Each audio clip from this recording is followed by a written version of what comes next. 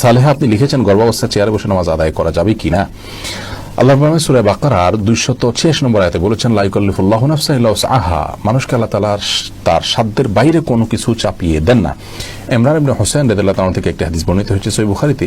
তিনি একবার নবী সাল্লাল্লাহু আলাইহি ওয়াসাল্লামের কাছে বলেছেন, ইয়া রাসূলুল্লাহ, আমি এমন একটা রোগে আক্রান্ত যে রোগটা আপনার আমরা যেটাকে একশিরা বা যেটাকে আপনার পাইলস বা এই জাতীয় অ্যানাল ফিসার জাতীয় রোগ বলতে পারি, এরকম একটা রোগের কথা তিনি বললেন।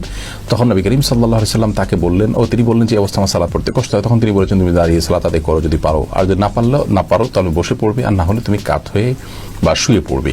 তো এই হাদিস থেকে আমরা স্পষ্ট জানতে পারি অসুস্থতাজনিত কারণে যদি কেউ সালাত যথাযথভাবে সঠিকভাবে দাঁড়িয়ে যথানিয়মে পড়তে না পারেন, তাহলে তিনি যেভাবে পারেন সেভাবে আদায় করবেন।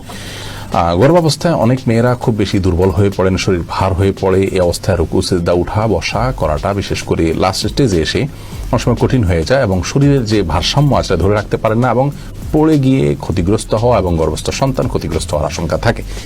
এরকম যদি অসুস্থ কোনো মা থাকেন এবং এই পর্যায়ে চলে যায়, তাহলে সেক্ষেত্রে তিনি যদি দাঁড়ানো থেকে চেয়ারে বসতে পারেন, চেয়ার থেকে দাঁড়াতে পারেন, এটুকু পারেন, তাহলে দাঁড়িয়ে সালাত শুরু করবেন। রুকু সিজদার সময় চেয়ারে বসে ইশারা রুকু সিজদা এবং বৈঠক এগুলো সব করবেন। আবার পরবর্তী রাকাতের জন্য তিনি দাঁড়িয়ে যাবেন, যদি এটা তিনি করতে পারেন। আর যদি এটুকু কাজও তার জন্য রিস্কি হয় বা কষ্টকর হয় বা দুঃসাধ্য হয়, তাহলে সেক্ষেত্রে তিনি চেয়ারে বসেই সালাতের শুরু থেকে শেষ পর্যন্ত সালাত আদায় করতে পারবেন। আর যদি এরকম সমস্যা না থাকে, নিছক আরামায়েশের জন্য, নিছক তথাকথিত আপনার ভয় বা রিস্ক, যে রিস্কটা আসলে ওরকম জোরালো কোনো রিস্ক না, এরকম মনে করে তিনি চেয়ারে বসে সালাত আদায় করেন, তাহলে কিন্তু সালাত হবে না।